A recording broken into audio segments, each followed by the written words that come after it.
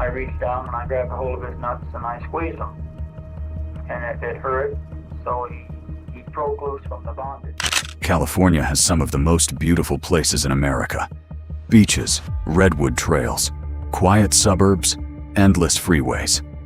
But behind that postcard image, some of the darkest killers in U.S. history were moving through the state. Some hunted on lonely roads. Some waited inside homes. Some used charm, fake offers, or total silence to pull victims into places they would never leave. Today, we're counting down the top 10 most brutal serial killers in California history. And before we begin, if you want us to keep researching stories like this, please consider subscribing. We're trying to reach our first 1,000 subscribers, and every early subscriber truly means a lot. It gives us the motivation to keep making deeper, better, true crime videos for you. Now, let's begin. Number 10. David Carpenter, the Trailside Killer. On March 29, 1981, inside Henry Cowell Redwood State Park near Santa Cruz, California, Ellen Marie Hansen and Stephen Hartle were hiking through the redwoods when they passed an older man on the trail. A few minutes later, the same man came back with a gun. He forced them off the path and made it clear he wanted Ellen. Stephen tried to keep him talking. Ellen refused to go quietly. The gunman shot her, then shot Stephen in the neck and left both of them in the woods. But Stephen survived. He made it out and gave police a description of the man who thought he had killed his only witness. By then, California had already been dealing with a string of attacks on public trails. On October 21, 1979, 23-year-old Mary Frances Bennett was killed near Land's End in San Francisco while she was out for a run. Her case went cold for years, until DNA later tied her murder to the same man. In October 1980, Cynthia Moreland and Richard Stowers disappeared near Point Reyes National Seashore. Their bodies were found weeks later in a wooded area. 2 days after they were killed, Ann Alderson was shot near Mount Tamalpais. She was only 26. Then, in late November, Diane O'Connell and Shauna May were murdered at Point Reyes, not far from where Moreland and Stowers had been found. The pattern was getting harder to ignore. Isolated trails, young victims, a gunman who used the woods to trap people, and attacks that often turned sexual. This was not a fight gone wrong. These were ambushes. Police warned people not to hike alone. Trails that should have been filled with joggers, couples, and weekend hikers started feeling like hunting grounds. And the killer was not hiding in some dark alley. He was passing people in daylight, looking like just another stranger on the path. Nice little reminder that normal-looking guy is not exactly a background check. Then came May 1981. Heather Skaggs, a young co-worker of the suspect, disappeared after contact with him. Her body was later found in Big Basin State Park. By that point, investigators had Stephen Hartle's identification, witness details, suspicious behavior, and finally the key evidence: a .38 caliber Rossi revolver. Ballistics tied that gun to multiple trail murders. The man arrested was David Joseph Carpenter. Before the trail killings, Carpenter already had a long record of sexual assaults, kidnappings, armed attacks, and even an escape from county jail. He was not a mystery the system had never seen before. He was a warning sign people had failed to stop. Carpenter was convicted of 7 murders, linked by DNA to an 8th, and suspected in others. He was sentenced to death twice. California would remember him as the Trailside Killer, the man who turned peaceful public trails into crime scenes. Number 9. Lonnie Franklin Jr., the Grim Sleeper. On January 1, 2007, in South Los Angeles, 25-year-old Janisha Peters was found inside a trash bin near Western Avenue.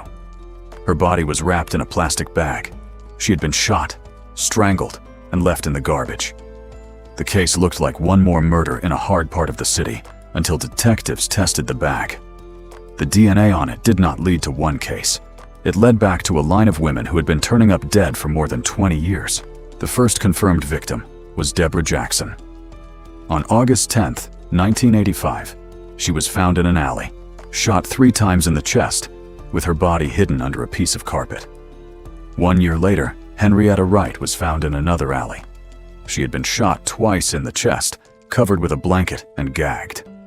Then came Barbara Ware in January 1987. She was shot in the chest and dumped under trash and a gas can. In April, Bernita Sparks was found inside a dumpster.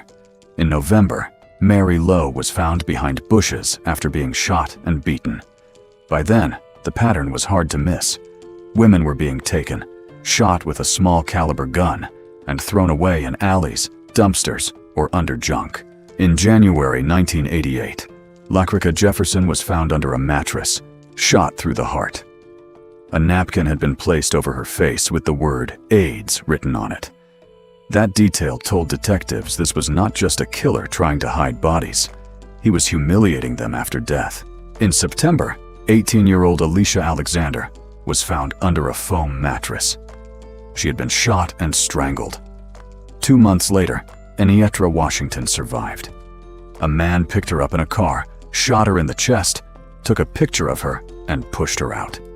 She lived, but the man disappeared. For years, the cases sat cold. Then Genesia Peters was found in 2007, and her DNA evidence reopened the whole chain. Police used family DNA and got a hit through the killer's son. They followed the father, collected his DNA from a pizza crust and napkin, and finally got the match. The man was Lonnie Franklin Jr., a former Army mechanic and city worker living in South Los Angeles. In his home, police found hundreds of photos of women, personal items, and a .25 caliber gun tied to Genesia's murder. In 2016, Franklin was convicted of 10 murders and 1 attempted murder. He was sentenced to death and died on death row in 2020. Number 8. Zodiac Killer. On October 11, 1969, in Presidio Heights, San Francisco, cab driver Paul Stine stopped near Washington and Cherry Streets. The passenger in the back seat shot him in the head, took his wallet and keys, then cut a piece from Stine's shirt. Across the street, 3 teenagers saw the man still inside the cab, wiping the area before walking away. Police were nearby, but the first radio description sent officers looking for the wrong race. The killer had just murdered a man in one of San Francisco's quietest neighborhoods, and he still walked out. But this did not start with a taxi. On December 20th, 1968, on Lake Herman Road near Benicia, 17-year-old David Faraday and 16-year-old Betty Lou Jensen were parked during their first date. The killer forced them out of the car. Betty Lou tried to run and was shot several times from behind. David was shot at close range near the vehicle. Nothing was stolen. There was no clear personal motive. 2 teenagers were left dead on a back road days before Christmas. On July 5, 1969, at Blue Rock Springs Park in Vallejo, Darlene Faria and Michael Mageau were sitting in a parked car when another car pulled in, left, then came back. A man walked up with a flashlight, making it look like a police stop, then fired into the car with a 9mm pistol. When Mageau cried out, the shooter came back and fired again. Farron died. Mageau survived badly wounded. Less than an hour later, a man called police from a payphone. He gave the location of the attack, described the weapon, and claimed he had also killed the 2 teenagers on Lake Herman Road. He was not just leaving bodies, he was keeping score. On September 27, 1969, at Lake Berryessa, Brian Hartnell and Cecilia Shepard were relaxing by the water when a man appeared wearing a black hood with a white crosshair symbol on his chest. He carried a gun, brought pre-cut rope, made Shepard tie Hartnell, then tied her himself. After both were helpless, he stabbed them. Hartnell survived. Shepard died 2 days later. Before leaving, the attacker wrote the dates of his crimes on Hartnell's car door. After Paul Stine's murder, newspapers received a letter with a piece of Stine's bloody shirt inside. Now the killer gave himself a name, Zodiac. He sent letters, threats, and ciphers. One code was solved in 1969. The famous 340-character cipher was not solved until 2020, and it still did not reveal his real name. 5 confirmed dead, 2 confirmed survivors, more victims claimed. No arrest, no conviction. Police had witnesses, phone calls, handwriting, a sketch, fingerprints, and pieces of evidence. What they never got was the one thing that mattered most: the man's real name. Number 7. Chester Turner, the Southside Slayer. On February 3, 1998, behind an empty business at 630 West 6th Street in Los Angeles, 38-year-old Paula Vance was attacked and killed. A security camera caught part of the assault, but the image was too poor to identify the man. Police had a murder on tape, but still did not have a name. The case was not isolated. On March 9, 1987, Diane Johnson, 21, was found near South Grand Avenue. She had been sexually assaulted and strangled. 3 months later, Elandra Bunn was found in an alley near 88th Street and Figueroa. She had been beaten and strangled by hand. In October, Annette Ernest was found near Grand Avenue and 106th Street. She was also strangled. In 1989, the same kind of murders continued. Anita Fishman was found in an alley off South Figueroa. Then Regina Washington, 27, was found inside a garage behind an abandoned house on South Figueroa. She was about 6 months pregnant. A cable was wrapped around her neck. By the early 90s, the bodies were showing up in places people passed every day. Deborah Williams was found near 97th Street Elementary School. Mary Edwards was found at the Figueroa Motel. Andrea Triplett was found behind an abandoned building. Desiree Jones was found beside an empty house. Natalie Price was found near West 80th Street. Mildred Beasley was found in bushes near South Broadway. Cynthia Annette Johnson was killed in 1997. Brenda Brees was found in a portable toilet on Gladys Avenue, about 50 yards from where the killer was living. Most of the women were sexually assaulted. Most were strangled. Their bodies were left in alleys, garages, motel areas, school property, bushes, abandoned buildings, and public streets. The killer was not taking victims far away. He was moving through South Los Angeles, killing women, and going back into the same neighborhoods. The investigation also sent the wrong man to prison. David Allen Jones was convicted in 3 murders, including 2 that were later linked to the real killer by DNA. Jones spent 11 years behind bars, while the actual killer stayed free. The break came in 2002, after a homeless woman survived a sexual assault near Skid Row and reported it. Police took DNA from the attacker. In 2003, that DNA matched the murder of Paula Vance. Then it matched more cases. The name was Chester Dwayne Turner. In 2007, Turner was convicted of murdering 10 women and sentenced to death. In 2014, he was convicted of 4 more murders and sentenced to death again. In 2024, Utah prosecutors also charged him in another strangulation case from 1998. For more than a decade, Chester Turner hunted vulnerable women across South Los Angeles. A pregnant victim, multiple strangulations, bodies left near schools, motels, alleys, and abandoned buildings, and an innocent man sent to prison. That is why he belongs among the most brutal serial killers in California history. Number 6. Richard Ramirez, the Night Stalker. On March 17, 1985, in Rosemead, California, Maria Hernandez walked into her garage and saw a stranger aiming a gun at her face. He fired. The bullet hit the keys in her hand and missed her head. Maria dropped to the floor and played dead. The man stepped over her, went inside the condo, and shot her roommate, Dale Okazaki, in the head. About an hour later, in Monterey Park, Tsai Lian-yu was pulled from her car and shot on the street. Police had 2 attacks in one night, but the victims had no clear link to each other. The violence had started months earlier. In June of 1984, 79-year-old Jenny Vintow was killed inside her apartment in Glassell Park. The attacker had entered through a window. By spring of 1985, that same pattern was spreading across Southern California. In Whittier, Vincent and Maxine Zazzara were attacked inside their home. Vincent was shot. Maxine was assaulted and killed in the bedroom. The house was ransacked, and investigators found shoe prints outside. The killer took what he wanted and left. In Monterey Park, William Doy was shot, but still managed to call 911 before he died. His wife, Yuriko, survived after being tied up, beaten, robbed, and sexually assaulted. In Monrovia, 2 elderly sisters, Mabel Bell and Florence Long, were attacked in their home.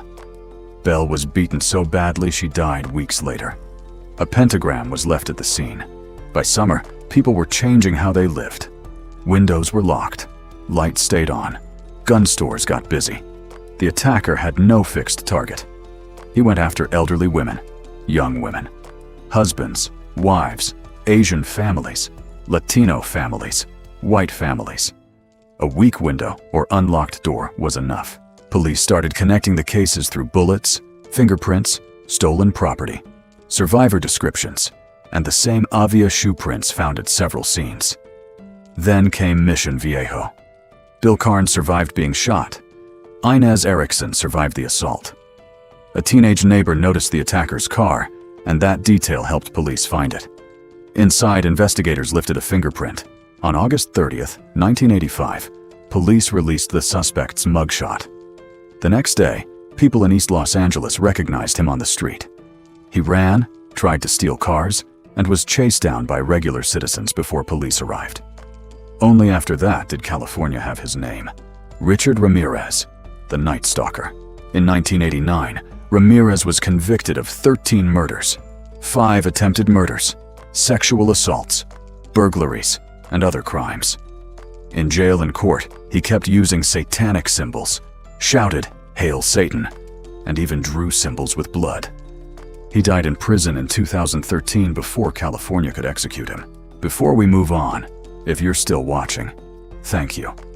We're a small channel trying to reach our first 1,000 subscribers, so if you enjoy these true crime stories told clearly and seriously, hitting subscribe would honestly help us a lot. Number 5. Juan Corona, the Machete Murderer. On May 19, 1971, in a peach orchard near Yuba City, California, farmer Goro Kagehiro saw a fresh hole in the dirt. It had been dug, filled back in, and left between the trees. The next day, deputies opened it and found 40-year-old Kenneth Whitaker, a farm laborer, buried in a shallow grave after being stabbed and hacked with a blade. That discovery did not close the case. It opened it. Deputies searched more ranch land near the Feather River. On May 25th, they reached another orchard area known as Sullivan Ranch. This time, they did not find one body. They found several. The graves were shallow, close to farmland, and badly hidden. Some victims had been stabbed or slashed with a heavy blade. One had been shot. Most were older male farm workers, drifters, or poor laborers who moved from job to job and did not have many people checking on them. Then the number kept rising. Within days, investigators had pulled 25 bodies from orchards and farmland around Sutter County. These men had not been buried with care. They had been dumped into holes, covered with dirt, and left where workers picked fruit and farmers drove equipment. 4 victims were never identified. The pattern gave investigators a clear question: who had access to so many farm workers? Who knew where they were staying? Who needed work? Who had no family nearby? And who could move them without drawing attention? The evidence began pointing to one man. Investigators found receipts and papers connected to him near grave sites. They found names of workers in a ledger. At his home and in his vehicle, they found a machete, knives, digging tools, blood-stained clothing, and other items that tied him to the case. He was not some stranger passing through. He was a labor contractor, the kind of man workers might follow because they thought he could give them a job. His name was Juan Corona. Corona was arrested on May 26, 1971. Prosecutors said he used his position around the farm labor system to target vulnerable men, kill them, and hide their bodies in the same agricultural land where many of them worked. In 1973, Corona was convicted of 25 counts of first-degree murder and sentenced to 25 life terms. His first conviction was later overturned because his defense lawyer had handled the case badly and had a conflict of interest. But the evidence did not disappear. In 1982, Corona was tried again, convicted again on all 25 murders, and sent back to prison. In prison, he was attacked and stabbed repeatedly, losing sight in one eye. He spent later years in protective custody and was denied parole multiple times. He died in prison in 2019. Juan Corona's case is not remembered because of one famous murder scene. It is remembered because 25 men were found under California farmland, and some of them never even got their names back. Number 4. Joseph James DeAngelo, the Golden State Killer. On December 30th, 1979, in Goleta, California, Robert Offerman and Deborah Manning were found dead inside a condo after a masked intruder came in through the back. He tied them up, assaulted Deborah, and when Robert managed to break free and fight back, the intruder shot them both. Police had a brutal double murder, but they did not yet know they were looking at the next stage of a predator who had already been hunting California for years. Back in the mid-1970s, people in Visalia were dealing with a burglar called the Visalia Ransacker. He broke into homes over and over, but he often stole items with little value. He moved women's underwear, scattered belongings, opened drawers, and left houses looking violated more than robbed. In September 1975, Claude Snelling was shot dead while trying to stop an intruder from kidnapping his daughter.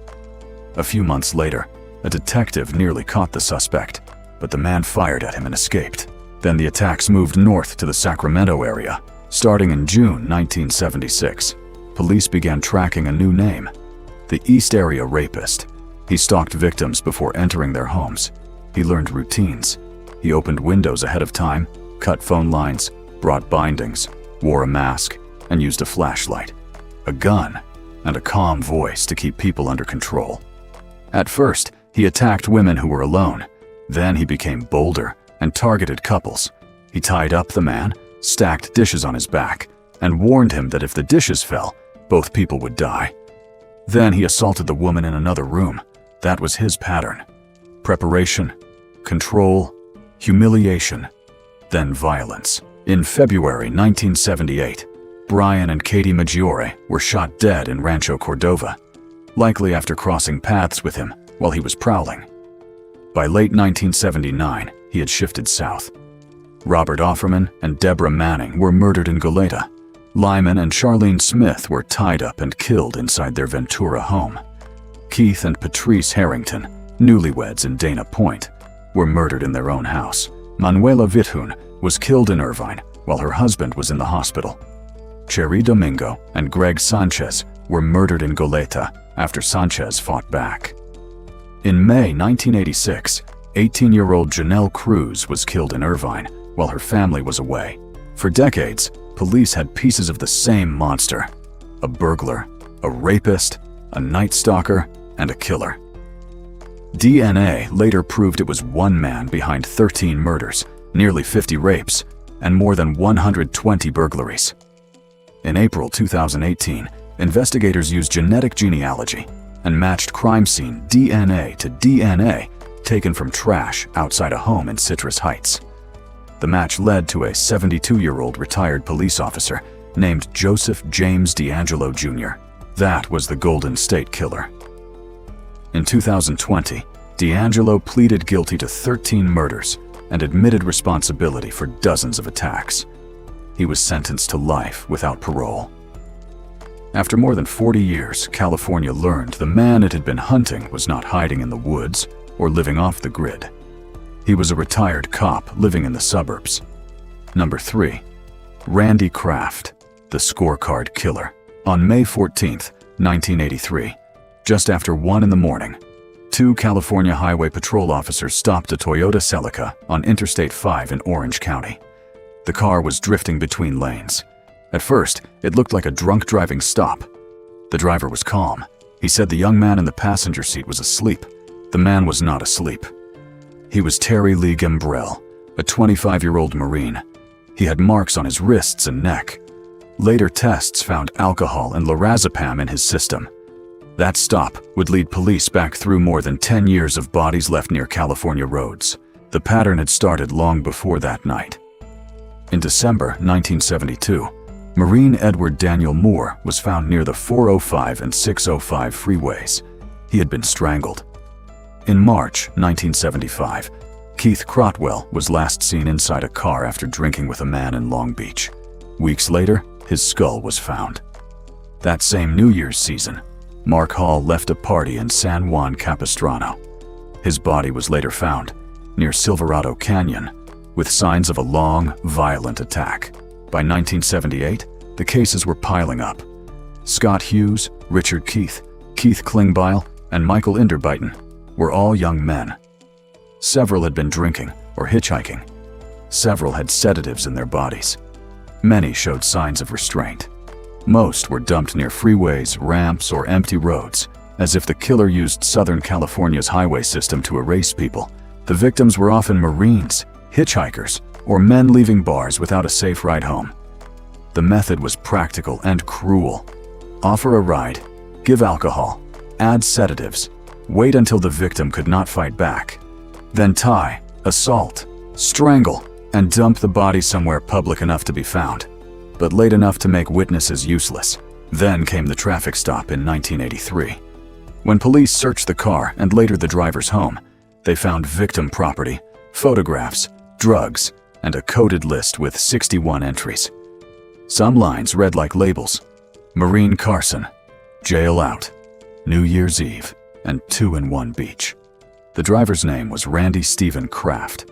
Prosecutors called that list his scorecard. In court, Kraft was convicted of 16 murders, but investigators believed the real number could be over 60. In 1989, he was sentenced to death. He never gave a full confession. He left a cleaner record than most killers: highways, bodies, sedatives, trophies, and a list that reduced young men to code. Number 2. William Bonin, the Freeway Killer. On August 6, 1979, in Malibu Canyon, California, deputies found 17-year-old Marcus Grabs dumped near Las Virgenes Canyon Road. He was a German student traveling through America. His body had stab wounds, signs of restraint, and enough violence to tell investigators this was not a simple robbery gone wrong. 3 weeks later, 15-year-old Donald Hayden was found near the Ventura Freeway. He had been strangled. Then came 17-year-old David Murillo, who disappeared while riding his bike near home in La Mirada. His body was later found near another freeway location. By then, police were seeing the same pattern: young male victims, dumped near roads, freeways, alleys, and quiet places where the killer could leave fast. In early February 1980, the pattern got worse.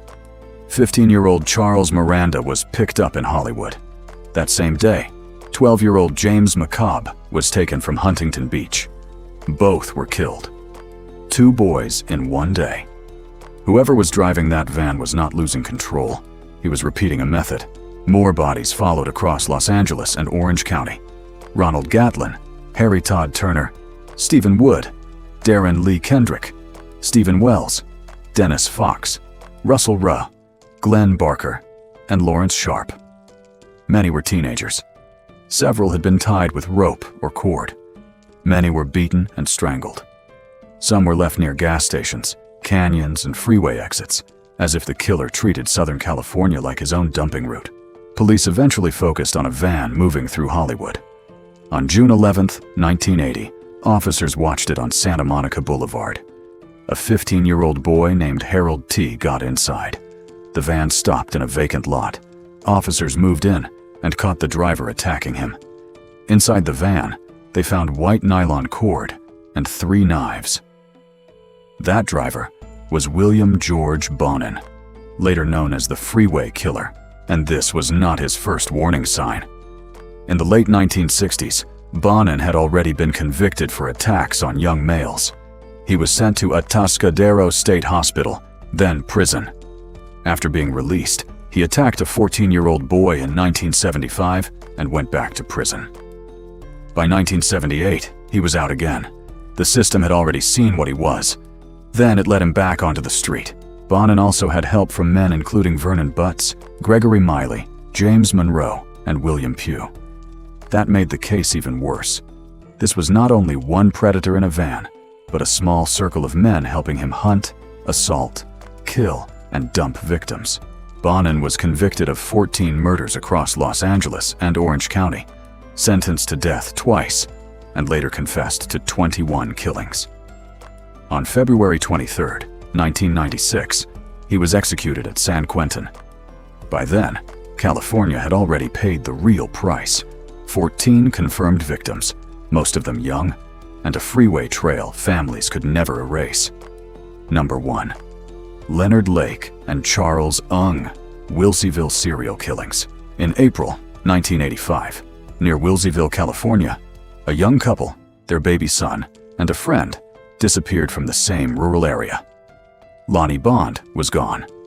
Brenda O'Connor was gone. Their baby, Lonnie Jr., was gone. Robin Stapley was gone too. Then Stapley's name showed up somewhere it should not have been, on a fake ID carried by another man. But this was not the first disappearance. Months earlier, in San Francisco, Harvey Dubs had been trying to sell video equipment. Soon after, Harvey, his wife Deborah, and their young son Sean vanished. Their video gear later turned up far from their home. Then Paul Cosner disappeared after leaving to show his Honda Prelude to a buyer. That same car would later become one of the clues that cracked the case. Clifford Paranteau and Jeffrey Gerald also vanished after contact with a man connected to odd job offers and errands. Their personal items ended up in places tied to the same hidden property. By then, the pattern was clear. People were being pulled in through fake deals, work offers, missing car stories, and personal trust. Then their cars, IDs, and belongings were reused like nothing had happened. Michael Carroll disappeared next. His girlfriend, Kathleen Allen, was then lured with the story that Michael had been hurt.